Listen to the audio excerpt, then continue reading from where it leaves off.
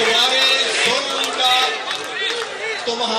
जुल्म का, तुम्हारी बर्बरियत का खात्मा हो चुका है। तुमने हमारे कारकुनों को शहीद किया, तुमने हमारे ऊपर दहशतगर्दी के पर्चे किए, तुमने हमारी चादर और चार दीवारी को पामाल किया।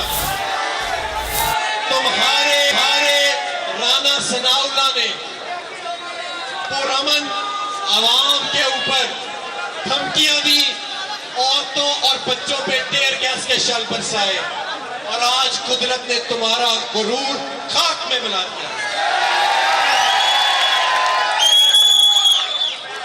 समझने वालों के लिए इसमें बड़े इशारे हैं।